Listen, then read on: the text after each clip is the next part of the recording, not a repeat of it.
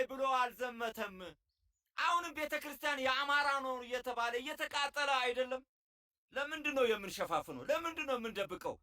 ይህን ግልጽ ፍርጥርጥ ካላደረግ ነው ሸፋፍነን ማለፍ አይቻልም። መማማር የምንችለው ትላንትና በሞቱት ወንድሞቻችን ላይ ሌላ ሰው እንዳይሞት ስራ ስንሰራ ነው።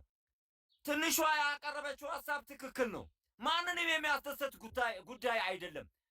በኢትዮጵያዊነት አይደለም አማራ እየተገደለ ያለው። አማራማ ሲዘፍን ኢትዮጵያዊነት ከዘር በላይ ነው ብሏል መስሎት ነበረ። ነገር ግን አይደለም፣ የተገደለው በአማራነቱ ነው። የአማራን ወንድ ያገባ የአማራን ሴት ያገባሽ ኦሮሞ ፍቺ ተብሏል። ይሄንን ማስተካከል ያለባቸው ራሳቸው ናቸው፣ ራሳቸው መተው። ስለዚህ ጉዳዩ አማራን ለመጨፍጨፍ፣ ለማጥፋት፣ ለማኮሰስ የተሰራው ታሪክ ቤት የኢትዮጵያ ዕድሜ 150 ዓመት ነው። እውነት የት አለ? ነቢይ ኑህ ዘመን የ16ኛው 40 ክፍለ ዘመን ጦርነት የታል? የ17ኛው የታል? የ11ኛው የታል? እንዴት ነው ጎበዝ? ይሄ ታሪክ ሁሉ የታል? እንዳለ እኮ አጠፉት እኮ። ቋንቋችንን እኮ ህብረ ብሔራዊነት ኮሎናይዝ ያልተገዛንበትን ላቲንኛን ልመዱ እያሉን እኮ ነው። ላቲንኛ እንግሊዘኛ ቋንቋ ነው። ከዚህ አንጻር የኛ ባህል እስቴት የሆነውን ለምን እንጠላለን? ስለዚህ ይህን አስረግጠን መናገር አለብን። እንደ አንድ ሶማሌ ማህበረሰብ ኢትዮጵያዊነቴ ግልጽ ነው። ግን አማራ ተጨፍጭፏል። አዎ ከነህይወቱ ተቀብሯል። ባይኔ ነው ያየሁት። አልደብቅም፣ አልሸፍንም። ለማንም ለአማራም ብዬም አይደለም፣ ለራሴ ስል ልጆቼ ይጠይቁኛል።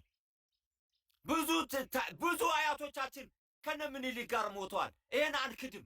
ዛሬ ይሄን እየካደ ያለ ትውልድ ስለመጣ ነውና ባለፈው ይቅርታ አድርጉልኝ። ባለፈው ሳሚ ልክላለሁ ያልከኝን ለምንድን ነው ማትልክልኝ?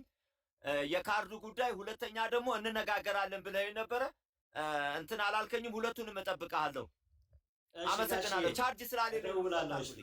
ያው ከሚዲያው ስለጠፋሁ ነው ዝም ያልኩት። እሺ ጋሺ፣ እሺ አዬ አሁን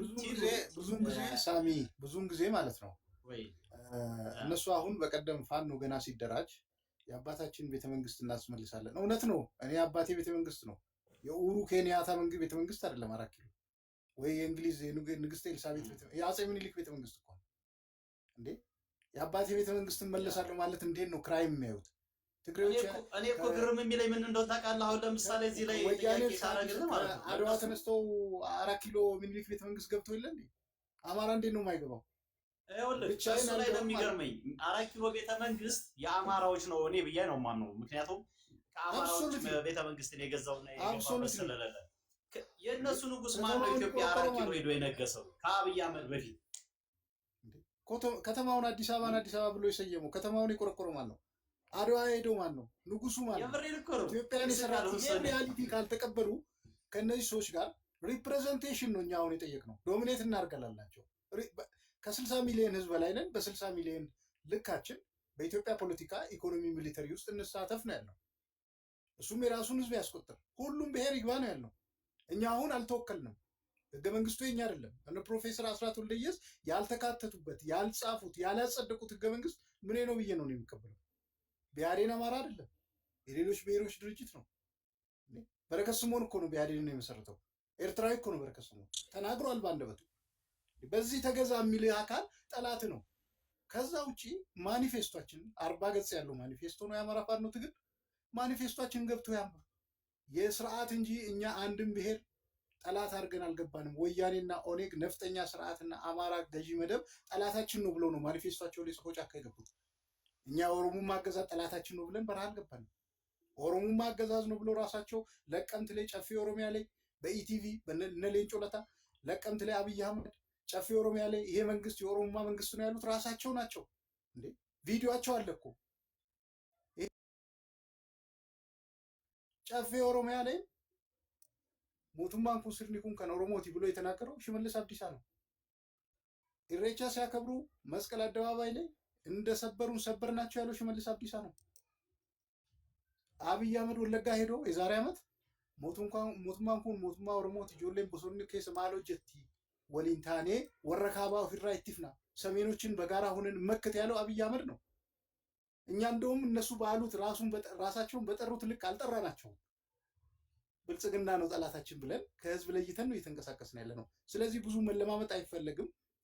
ከደገፉ ኮዛችንን ካወቁ መፈናቀል፣ በደርግ ስርዓት ኤሊታችን መጨፍጨፉ፣ በወያኔ ስርዓት ማርጂናላይዝ መደረጋችን ዲፌም ተደርገን ነው ኔም ዲፌም ዲስትሮይ ዜም በሚባል የፖለቲካ አሰላለፍ ነው ወንጀል የተፈጸመብን። መጀመሪያ ወራሪ፣ ነፍጠኛ፣ ጡት ቆራጭ፣ እጅ ቆራጭ ተብሎ ታሪክና ትርክት ሐውልት ተሰርቶ እንደ ህዝብ ጠላት ተደርገን ታሪካችን፣ ቋንቋችን፣ ሃይማኖታችን፣ ባንዲራችን ሁሉ ተጠልቶ በዚህ ሀገር አሬ ነካ እንጨት እንዲሆን ተደርጎ ነው ባይዘው የኔ ኦሮሚያ ነው ተወልጄ ያደግኩት።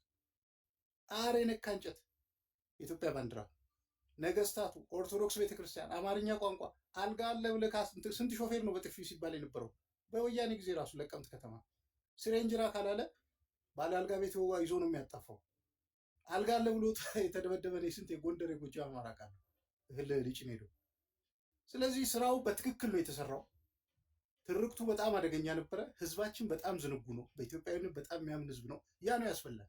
አማራን በኢትዮጵያ ፖለቲካ ቁማር ያስበላው በኢትዮጵያዊነት ኢነርጂውን ማባከኑ ነው። በብሔር ቢደራጅ ለማንም አያንስም። እውነቴን ነው የምላችሁ። ራሱን አስከብሮ ኢትዮጵያን አስከብሮ መኖር ይችላል። ስለዚህ በደላችንን ከውዛችንን ካመኑ አብረን እንስራ፣ አብረን ስርዓት እንቀይር ካሉ ሁላችንም የራሳችንን ሰራዊት የራሳችንን ማንነት ጠብቀን ጥምር መንግስት ጥምር ፓርቲ መሰረታለን። ይሄ እንደ ቢያዴን አይነት ዱላ ተሸክመን ወያኔ ታንክና መድፍ ይዞ እኛ ከኋላ እየጨፈረ አይነት የጋራ መንግስት መሰረታለን።